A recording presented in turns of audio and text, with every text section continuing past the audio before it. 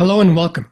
I'm Al Barrows, and this is UFO Disclosure, the podcast that's meant to show an average person's reaction to all the UFO, UAP news from everywhere and anywhere.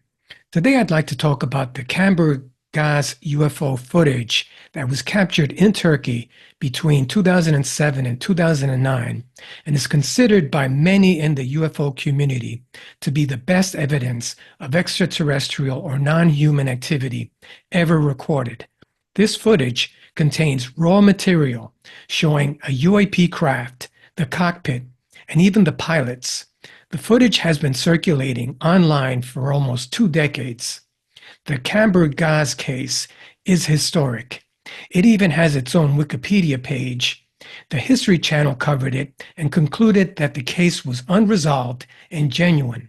There has never been a conclusive debunking, making it a significant UAP case. And the man that captured the footage, Yasin Yalman, vanished after the footage hit the news.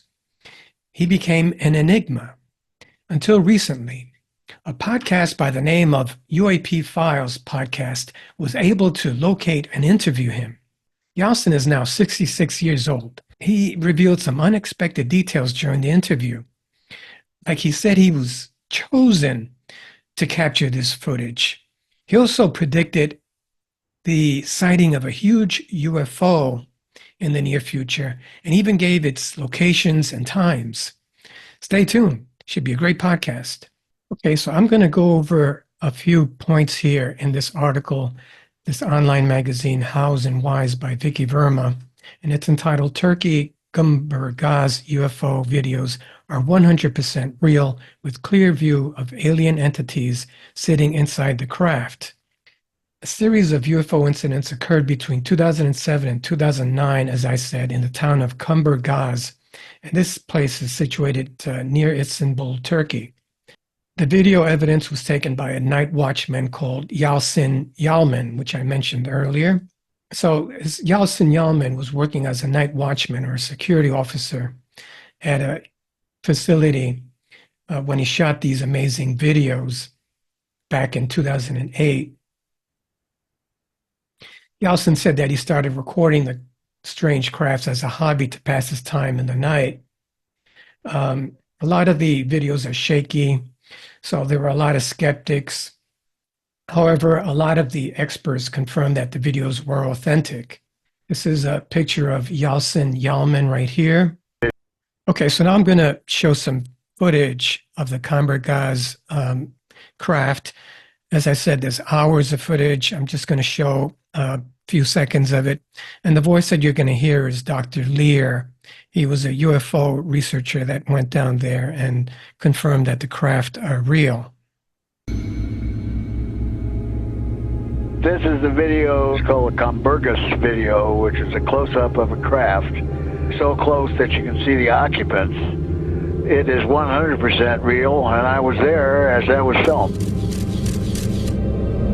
The whole footage has been analyzed for more scientific cell and... Okay, you can see the pilots right there. It's a bit blurry, but it's obvious that he caught pretty great footage. Two of the pilots are right there. To the left is probably the closest he got, but you can see eyes and even a mouth. This is 100% genuine footage. This is the video. Just going to show it one more time because it went by so quickly. It's called a Kumburgaz video, which is a close-up of a craft, so close that you can see the occupants. It is 100% real, and The whole footage has been analyzed for more scientific mode for 2.5 weeks, frame by frame, pixel by pixel, and this is 100% genuine footage. There it is. That's an extreme close-up of the aliens, and the one on the right is a lot clearer, but it looks like your typical gray alien with the oversized head, oversized eyes, and wrapped around the side of the head. Okay, so now I'd like to go into the interview and show a bit of what he looks like now. So this is Yasin Yalman back in 2008, 2009, still of the craft that he captured back then. And this is him with the camera that he used. So the UAP Files podcast did some diligent work and tracked him down and was able to interview him. And I'm going to try and catch some of the best parts of the video here for you. And he has a translator because he doesn't speak English. So what you're about to see is his translator, Yasin Yalman's translator, because he doesn't speak English. Streets say he believes that until this month there will be two huge crafts will be visiting. He is starting to contact these beings 12 years old. Kısa şöyle anlatayım. Ben bu UFO olayları Okay, so he's aged a bit. He's 66 years old now, and he's had some health issues. But this is what he looks like now. This is what he looked like back in 2007, 2009, thereabouts. There's a still of the craft that he captured. Okay, this is the part where the translator explains that Yalcin feels that he was chosen by the extraterrestrials to capture this video. Of them, of course, he said, but the only thing he remembers, which is very important for him, he said that he actually saw a machine on top of his head. It's like an X-ray machine, and later on they told him that you are the chosen for this issue. Evet, Yalçın Bey, dinliyorum. Okay, so he actually says that he feels that he had been chosen and that he had been contacted since a child. This all after he captured the video and had been gone for 2 decades. And I'm going to show that part. He actually talks about them being from Orion and them protecting him from reptilians, which I was a bit disappointed since he came across as so authentic. He captured this video, very authentic video, didn't try and make any money off of it. And now he seems to be trying to get some notoriety and claiming that he's a contactee. He had been a contactee all his life. It just seems redundant, like a lot of other people that have come out in social media and claim that they've been contacted. And then eventually you see them writing a book or making the circuit on social media, being interviewed, and eventually having a website and somehow making money from their claims. Without further ado, I'm going to show a little bit more about his claims, about what he says. Beings, what we call reptilians, yeah. Evet efendim. Onur Bey, ondan sonra işte askerlik bittikten sonra And around 2006 and 2007, he was having these messages as well from his mind. And he said that he's got a chip in his leg. Evet, evet. çipi o 14 yaşındayken beni takip etti. Straight in a row, 2007, 2008, and 2009, which is like every day he was recording. And the first day, actually, he shoot these beings, actually the craft, and he showed to airline pilot. He was there actually on the Kumburgaz area, and this pilot told him, "Okay, go on, you are good." Yeah. Evet. Onları da geldiler. Wants to reminds us that Turkish government also approved this footage. Didn't feel anything because he was in like a hypnosis. Okay, in this part, he claims that he was put under some sort of hypnotic trance when he captured the Kumburgaz footage. Okay, he said that at the first stage when he is recording this, he didn't feel anything because he was in like a hypnosis, he is saying. And he said that somebody put me down here and give me a camera, and just I was shooting, and he wasn't actually has no emotions, but he was like in a hypnosis on that time. He was feeling that. But later on, when he was, he understood that actually this message was saying him, we are here just to... This is the part where he claims that he gets some sort of telepathic message from the ETs right before he captures the footage. This message was saying him, we are here, just look at us. And then he saw the cylindrical craft.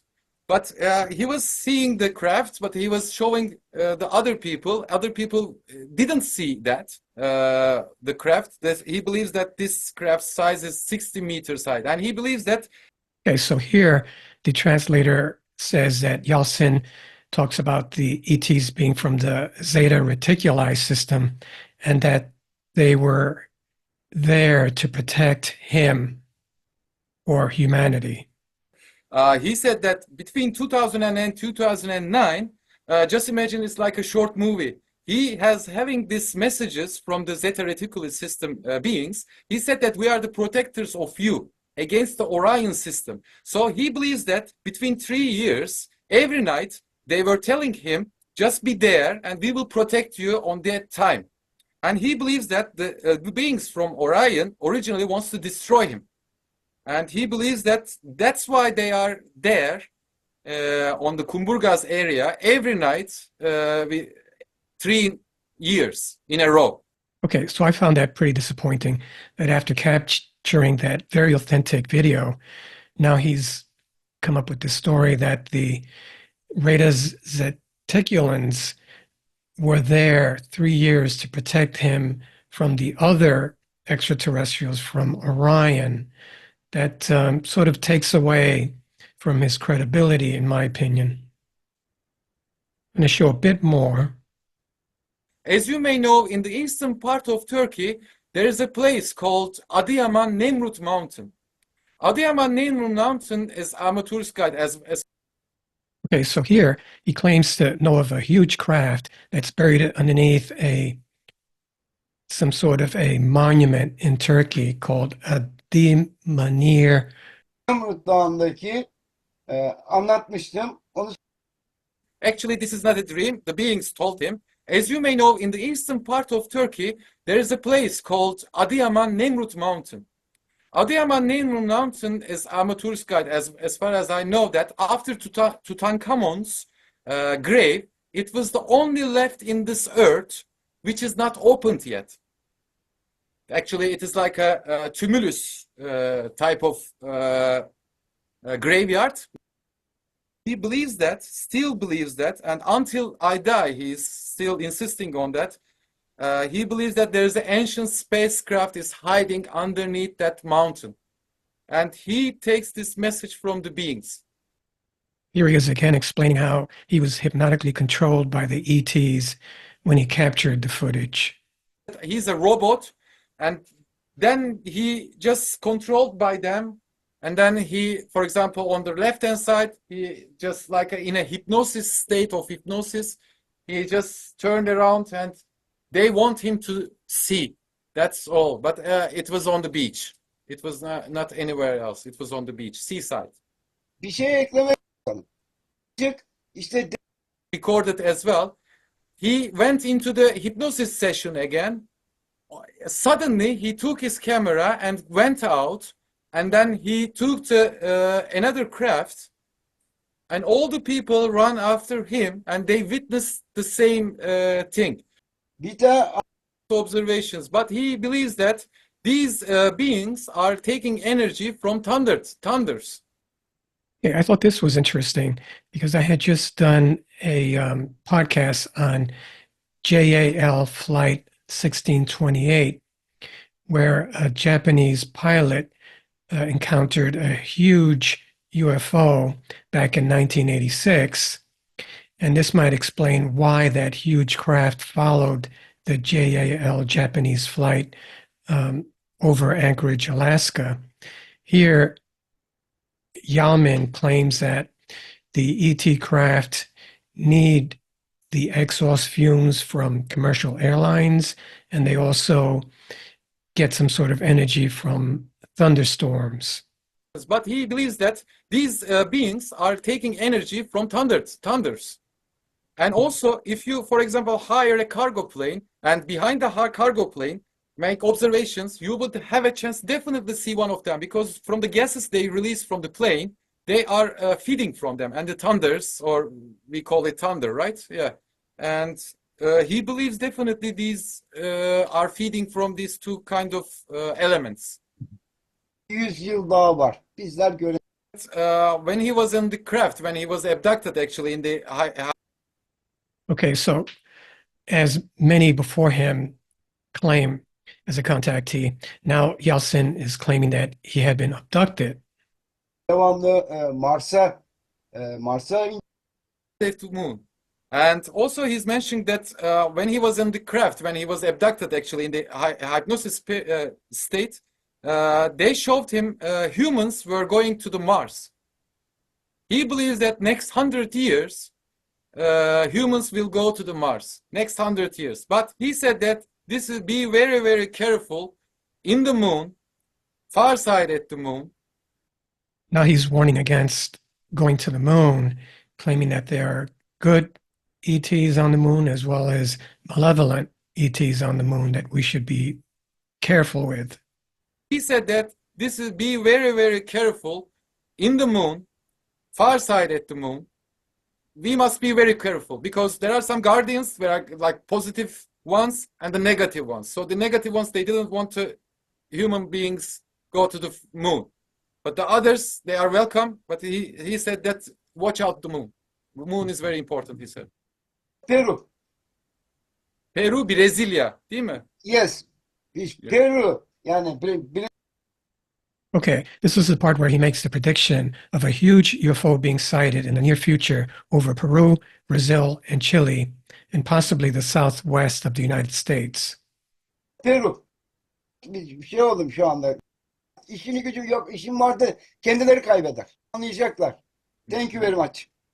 He said that right now, while we are talking, he got some like a trance in state of trance, and he got a message. He said that watch out Peru, Chile, or Brazil, or somewhere north of Mexico, New Mexico area.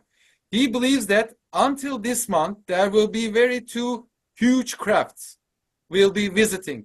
So if anybody is interested about these issues, and please just leave their work and make observations, and by this way everybody will understand that he is telling the truth. He said I'm repeating again, Peru, Chile, Brazil, Chile and Brazil, and also around around New Mexico there will be two huge spacecrafts will be seen by the end of this month. Thank you very much. And also he's requesting all the people who are interested with, he's giving the exact date. Okay, this is the part where he gives the exact date of the huge UAP sighting that he predicted over Chile, Peru, Brazil, and New Mexico. It's 28th of July this month, and between 15 August and 20 August in the clear sky, the observers will be see the metal objects in the clear sky between these dates, and the observers will be going to see in the cloudy weather the big main spacecraft. Okay, so you heard it there. July the 28th of this year, 2024, and August the 15th through the 20th, he committed to those dates of two huge UAPs being sighted somewhere over Peru, Chile, Brazil, and New Mexico. Okay, so my reaction to Yeltsin Yalman now coming out after 2 decades of having captured that awesome footage and now saying that he was a contactee, the usual stuff that we hear these days, people coming out wanting attention, saying that they're contactees, that they're an insider, somehow predicting now events. Anur Baskin, who was the translator for Yeltsin, seemed to think that his predictions are worth paying attention to, and that he was very good at the predictions. So I'm not totally dismissing what Yeltsin said about a huge UFO sighting coming up in July and August. I'm not sure when this podcast is going to air, but I'm certainly going to put down July the 28th, August the 15th through the 20th down on my calendar and pay attention to any news that might come out about sightings over those areas.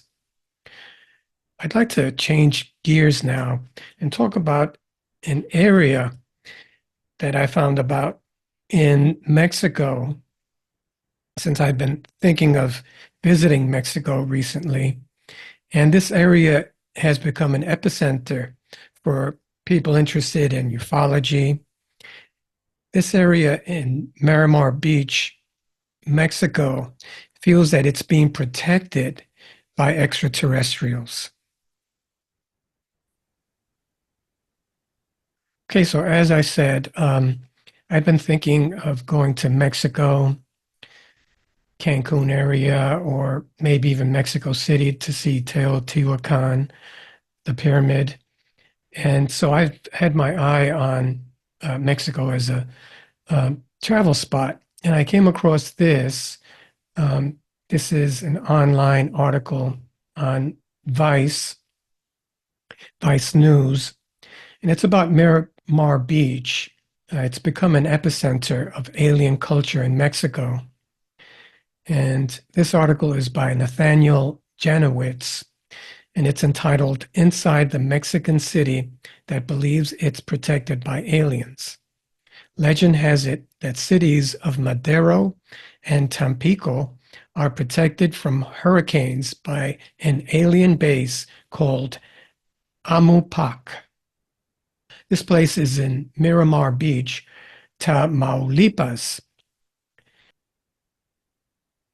Local legend has it that this area in Mexico has been protected from hurricanes and other dangerous storms for over 50 years by extraterrestrials who monitor Earth from an underwater base hidden a few miles off Miramar Beach called Amupac.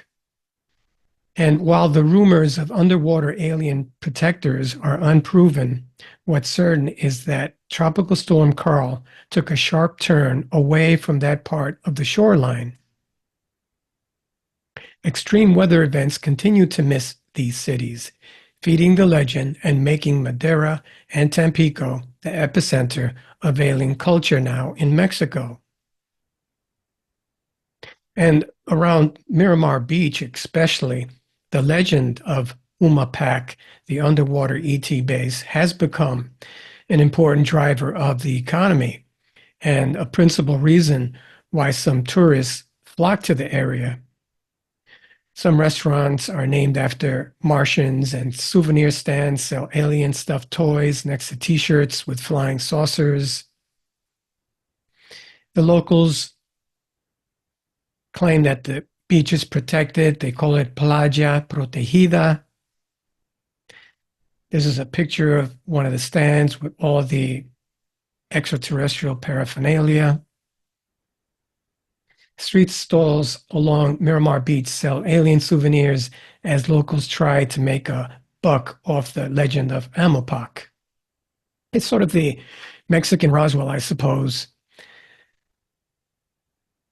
So hurricanes have laid waste to the cities at the southern tip of the border state of Tamaulipas. Major hurricanes have hit both those cities in 1955 and 1966, but the hurricanes suddenly stopped ravaging that part of Mexico after a mysterious event on August the 7th in 1967. The local El Sol de Tampico newspaper ran a story with the headline Platillos Voladores sobre Tampico, or Flying Saucers over Tampico.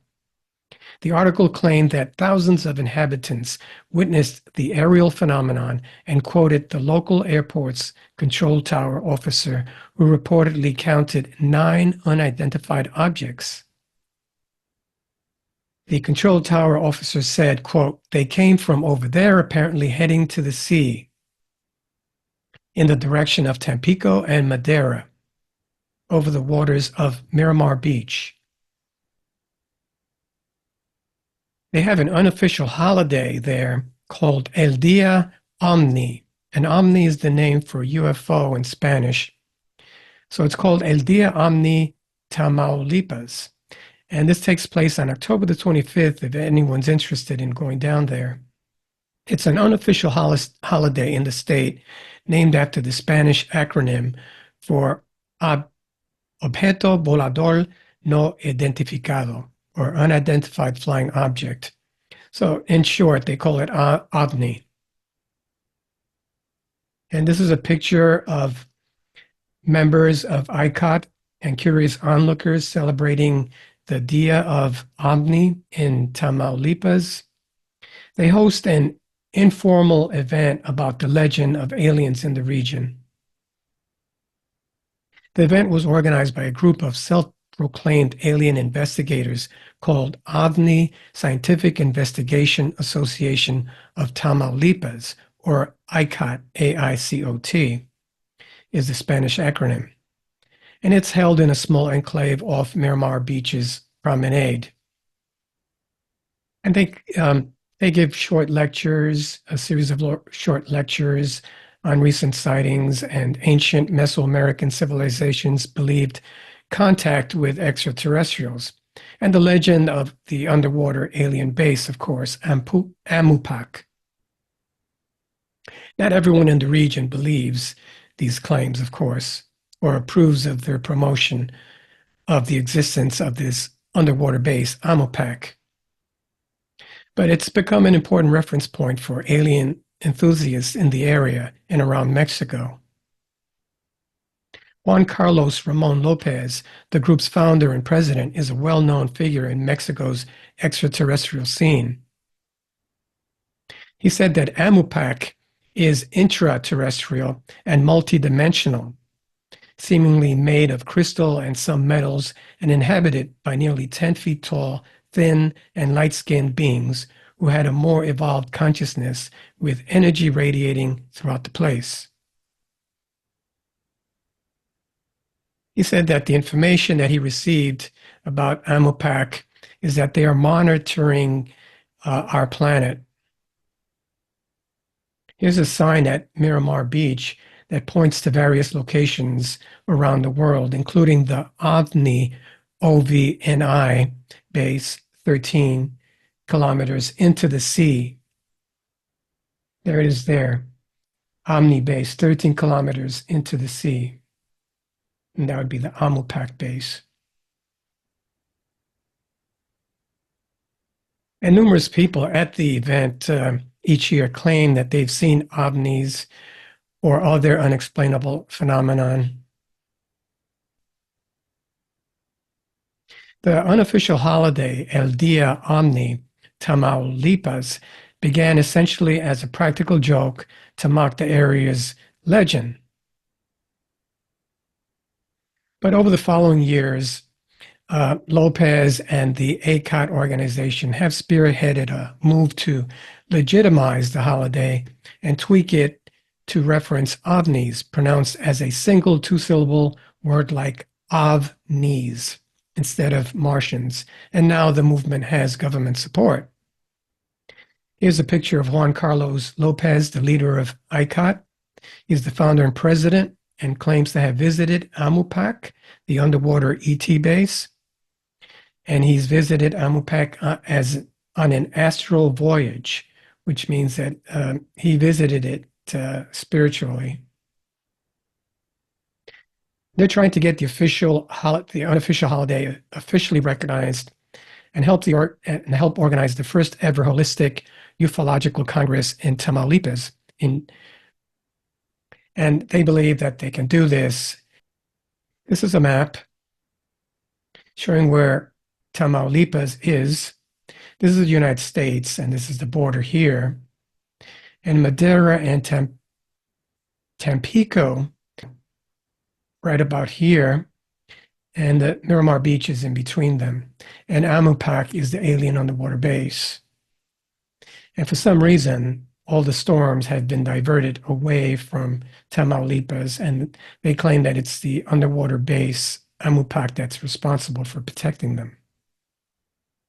But a local harbor master, meteorological harbor master, Javier Francisco Alvarez, said that several other cities along the coast haven't been hit directly by a hurricane either in a long time, not just Madera and Tampico. Alvarez also reiterated another school of thought popular in the region, that the lack of large storms in the area is because the water near the coast of southern Tamaulipas is slightly cooler than further to the north and south in the Gulf of Mexico. And this manages to pull the mass of air and consequently causes the rejection of hurricanes. The air mass that enters through the Gulf is diverted towards the coast of the United States and towards southern Mexico. And he didn't believe that the region's luck would continue forever. He believes that the explanation of Martians being responsible for protecting this area was created as a tourist attraction, and he sees it as an urban legend, and that they should continue to adopt protective measures in the event of the arrival of a hurricane. But over the years, the myth of Amupak, the ET underwater base protecting them, has grown, especially after Hurricane Gilbert in 1988 was diverted from hitting Madero and Tampico, after meteorologists projected the deadly storm would slam into the region. By 2005, locals appeared at Miramar Beach holding signs asking for the aliens to protect them as Hurricane Katrina approached. Again, the hurricane connected elsewhere, especially around New Orleans, causing 1,800 deaths. This is a food truck in Tampico called Marcianitos, or Little Martians Burger, and that's one of the many businesses inspired by the legend of Amupak. And people invariably come to the Miramar Beach to look for aliens. There's also a local called El Marcianito, or Little Martian. That's his alias, and he makes his money by taking pictures with tourists on the beach and wearing a alien mask. This is a picture of El Marcianito and his nephew posing with tourists on the beach. And he claims to have been contacted by aliens during a dream. And after that dream, he started appearing on the beach as El Marcianito, wearing the well-worn alien costume. Here's a small Japanese town that is also a UFO hotspot. Right now we're heading to the contact deck, and this is where we can come into contact with the UFOs and aliens. ここもちょっと地場が来るよっていう。そうなんですか。なぜこの千貫森は With interest in extraterrestrials growing, the town of Eno became so interested in ufology that it opened up its own UFO center. The town of Eno opened its own research center in 2021, hoping to one day lead the world in the study of UFOs. Here's a local of the town in Eno, Japan, that actually saw a UFO with his own eyes. Because he saw one with his own eyes in 1972. Got a picture of it there. That was a long time ago. He was 25. Then it disappeared. Ever since his encounter almost 40 years ago, Kinoshita has been collecting evidence of aliens. So when asked why the UFO or UAP revealed itself to him, he just simply said that they wanted us to know that they're here. He didn't come up with a conspiracy theory like Yeltsin did about them here to protect him. And I don't think that he's written any books or made any predictions. Hope you guys enjoyed that. Japan is a great destination if you're a UFO enthusiast. So is Mexico, Miramar Beach. And let's not forget Kumburgaz, Turkey, where Yeltsin got all that great footage back in 2007 through 2009. And all these places continue to have UFO activity. They're all UFO epicenters. My name is Al Barrows. This has been UFO Disclosure. Please remember to like, share, and subscribe. And let's try and manifest a positive shield of protection for all those kids in Gaza and the Ukraine. Thank you. Thank you for listening to my podcast.